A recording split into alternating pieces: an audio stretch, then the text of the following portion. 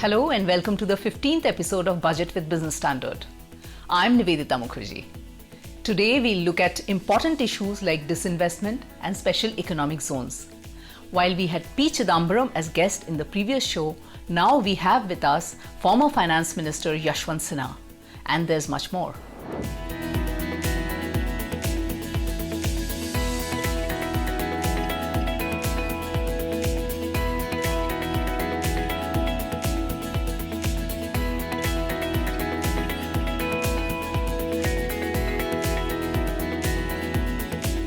Disinvestment is the top story.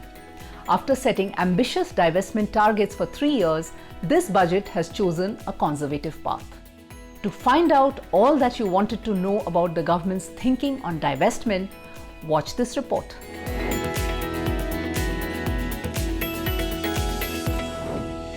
The centre has set a conservative 65,000 crore rupees divestment target for FY23 in a break from the practice of the past 3 years. It has also slashed its target for the current financial year to 78,000 crore rupees from 1.75 trillion rupees budgeted earlier, as it could not complete big-ticket privatization of Bharat Petroleum Corporation and Shipping Corporation of India. Even as the centre plans to complete these pending transactions in the next financial year, the reason for a conservative yet realistic target given by the government is that high divestment targets distort the market. A high target was often seen as a measure to plug the fiscal gap, which had earlier seen large stake sales in PSUs. Although Finance Minister Nirmala Sitharaman's budget speech shied away from mentioning privatization, Sitharaman said the budget did not have a paragraph on privatization or divestment because the centre had taken a path of continuity where it would follow its public sector enterprises policy announced last year. In the ongoing financial year, the government has realised 12,030 crore rupees, implying the centre is expecting a minimum of 65,970 crore rupees from the IPO of LIC. However, actual receipts from the LIC IPO, considered to be India's largest, would depend on the finalised valuation of the insurer and its offer size. The centre has not completely accounted for the receipts from the IPO of LIC. Besides LIC, the centre would also complete the privatization transactions for Neelachal Ispat Nigam Limited and continue with the pending sale of BEML, BPCL and Shipping Corporation of India. New expressions of interest like that for IDBI Bank will also be floated in the ongoing financial year. Starting this year, the government has undertaken a rationalization exercise, considering that the disinvestment target is only for accounting purposes. That is because many transactions, such as the privatization of NINL, do not fetch any receipts to the union government even when transactions are managed by DIPAM. So keeping a very high accounting target has a problem. DIPAM Secretary Tuhin Kanta Pandey told Business Standard. First of all, on target, I would say that it is a rationalization exercise that we have done, keeping in mind that, this target is in accounting terms. Many of the receipts do not come to the government, even though the transactions get concluded. So keeping a very high accounting target has a problem.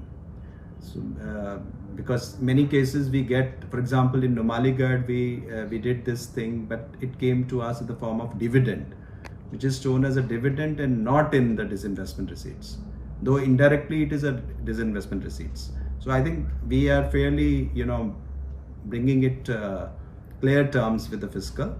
So it's a rationalization of the target, and it should also be commensurate with our philosophy that we should do the divestment in the market, particularly minority stake sale at the right time and an opportune time.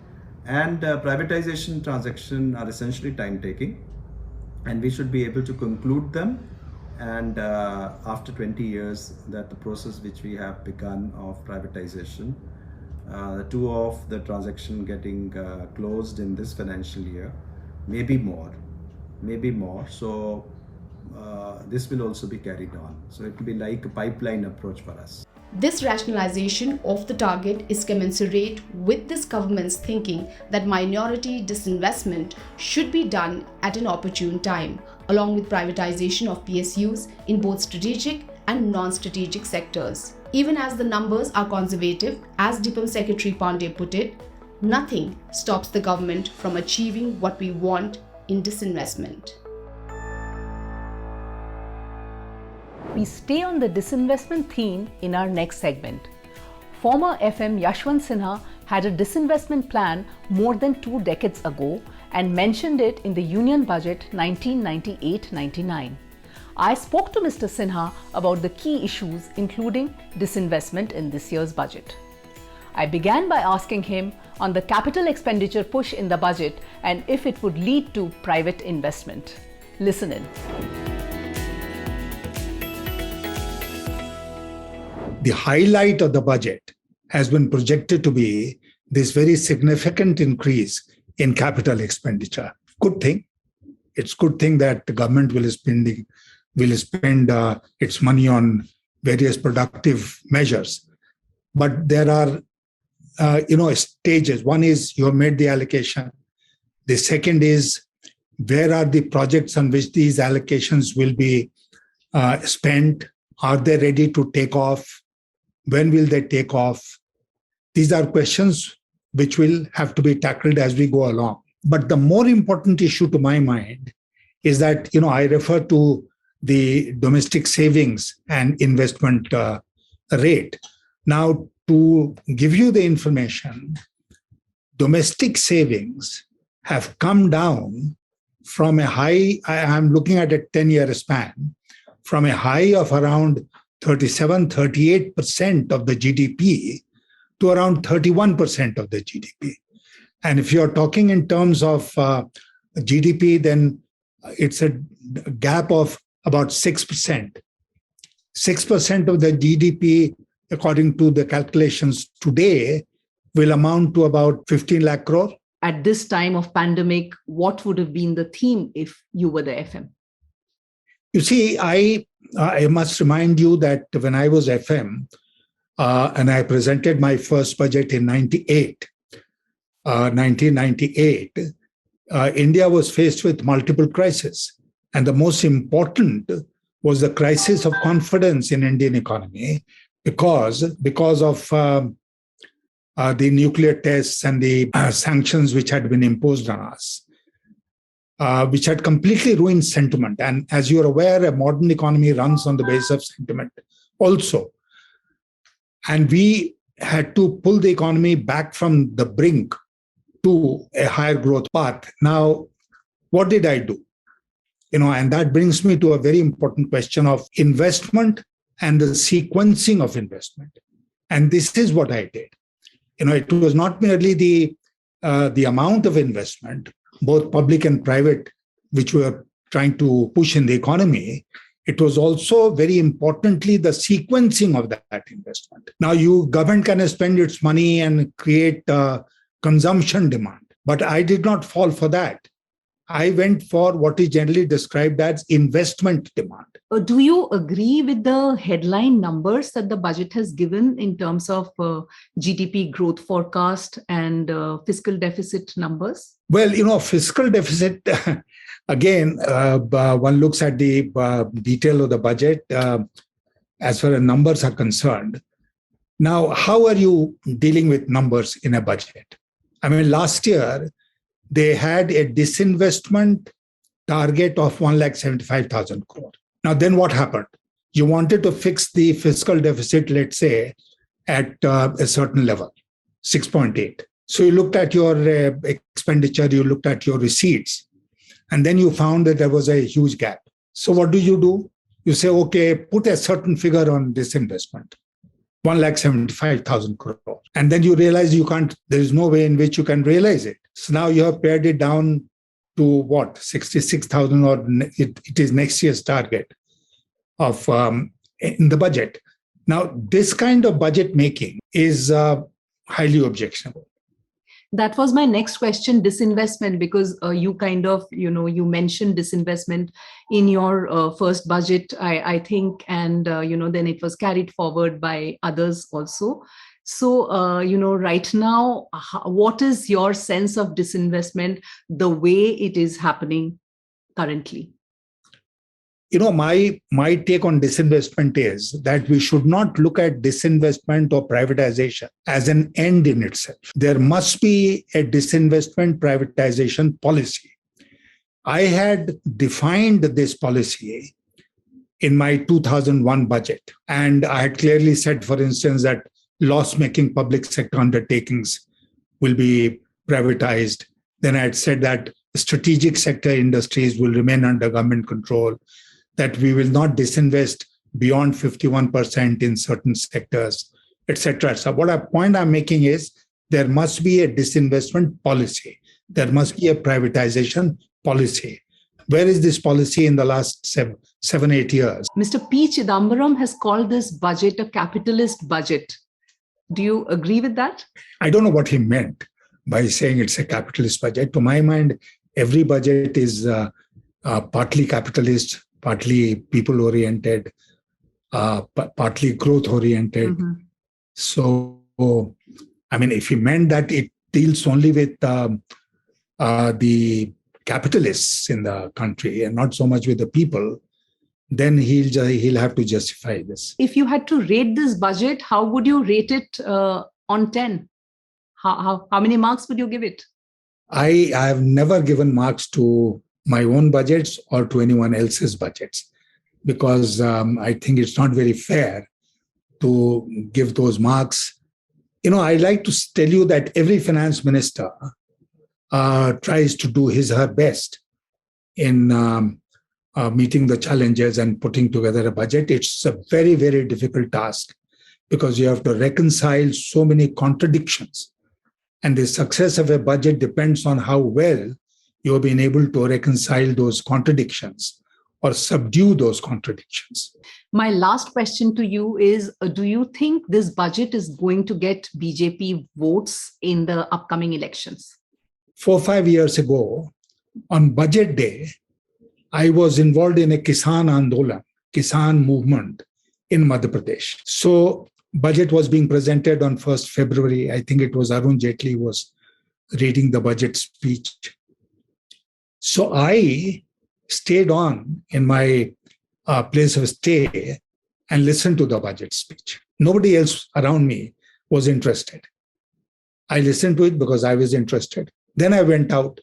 Nobody said a word about the budget. Then we had a protest demonstration in the town. We went to the collector's office. Nobody was bothered. People went about their business. The farmer was in his field. The worker was working in his industry. The unemployed were ruining their fate wherever they were. Nobody was listening to the budget. The next day, the budget was carried in the newspapers. 2 days later, it was all gone.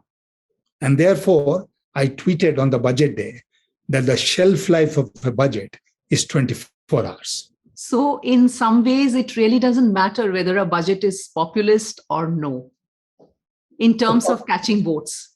No. I think, suppose the government, much is being said about the fact, much credit is being given to the finance minister that she has not gone for a populist budget despite elections. Even if she had, it wouldn't have made any difference on the ground. Thank you so much, Mr. Sinha, for speaking to us. It was a pleasure. Among the key takeaways, Mr. Sinha says capex push is a good thing, but sequencing of investment should be a priority. He's also asking for a policy on disinvestment. And then the clincher. Budget has a shelf life of 24 hours and it doesn't matter to the common man, he says. That's something coming from a man who has made so many budgets. Now let's move on to another significant subject, Special Economic Zone or SEZ. How will the rulebook on SEZ impact manufacturing? How will the new SEZ chapter work? Take a look.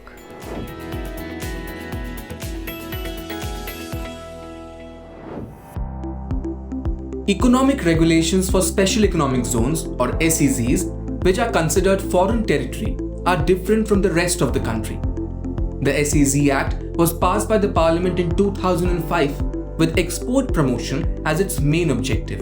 Along with that, the idea was also to develop these zones as strategic instruments to encourage investments, create employment opportunities, and develop quality infrastructure.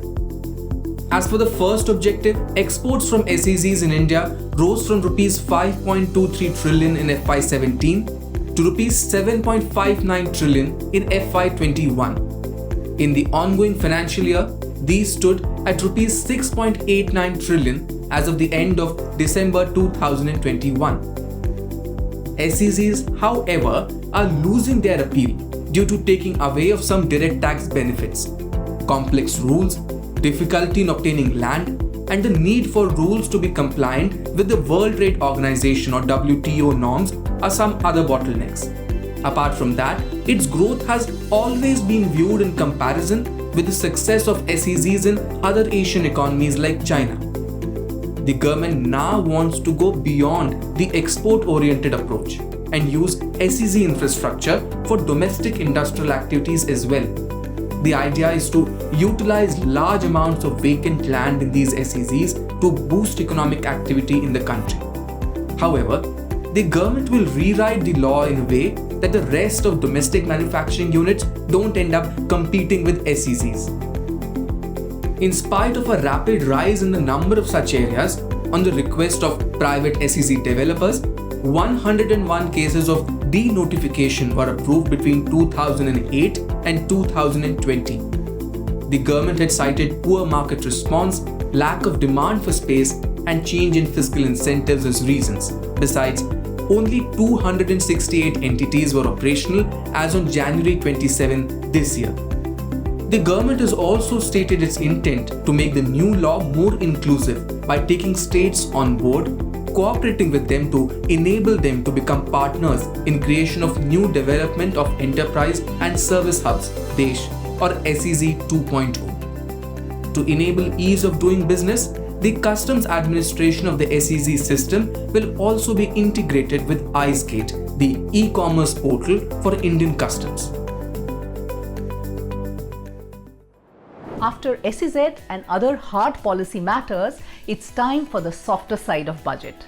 How about talking about the long and short of it, literally? Here's an interesting collection of the longest and the shortest budget speeches.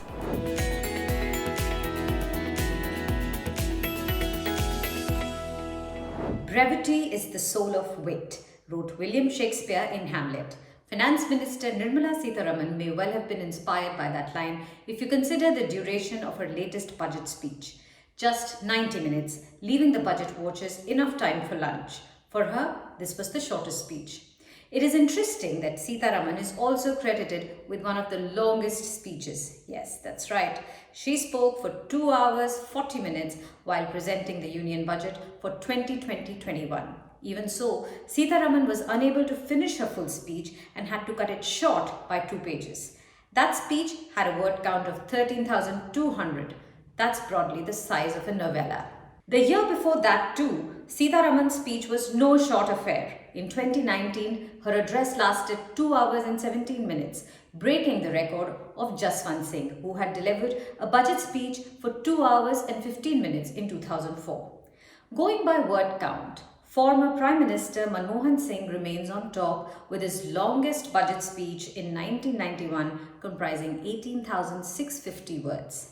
Sitharaman's predecessor Arun Jaitley was also known for his long budget speeches. In 2018, his address was 18,604 words long.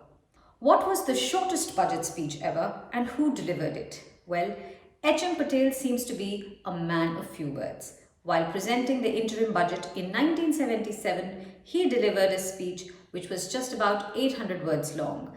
The budget archives show Patel's speech fitting in 1 page with just 9 broad points.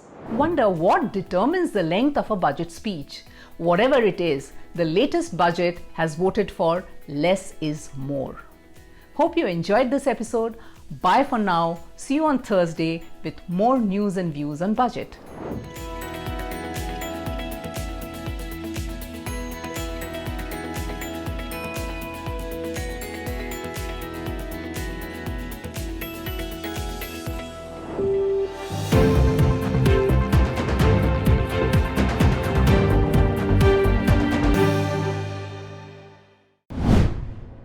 If you like this video, share it and subscribe to Business Standard.